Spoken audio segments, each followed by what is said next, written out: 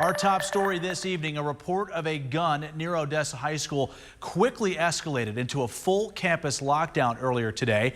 Turns out it ended up being a false alarm. News West 9's Cameron Leal is in the studio with us tonight. Cameron, even though this was all a hoax, how did it unfold? That's right, Alex. It started as a typical day at Odessa High School until a student reported seeing someone flash a gun outside the building. That initial report triggered an immediate response. The first report that came to the campus, to OHS officers and school leaders, was from a student who said somebody had flashed a gun at him. It wasn't in the school. They'd been outside the school. I do not know the exact location of that, one of the parking lots or maybe across the street, but that is a detail I don't have right now.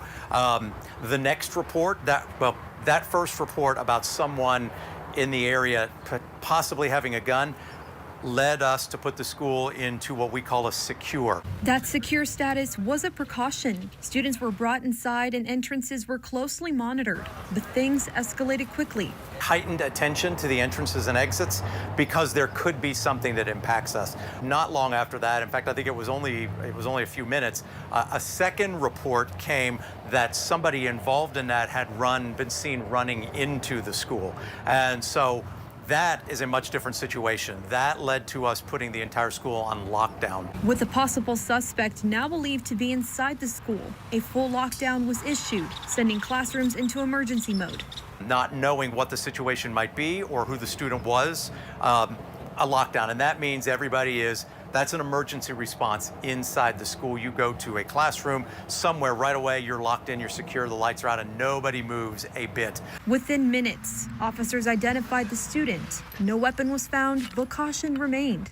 We knew, or the police officers had an idea of who they were looking for, and it only took a few minutes for them to identify that student, and that student did not have a weapon. And so at that point, they released the lockdown, but kept in school in what we call a hold. That just means wherever you are, you're going to stay until the police tell you something different. For students, it was a moment of chaos and confusion. I don't know where you just hear all these cops. It was crazy. Turns out they're chasing some dude and he's going that way. I get on my phone like, yo, like, what's up? And then everybody's texting me like, yo, we're in a lockdown, bro. Like, it's crazy. It's Texas. Yeah. Stuff like this not supposed to happen, but we gotta stay safe. It's Texas.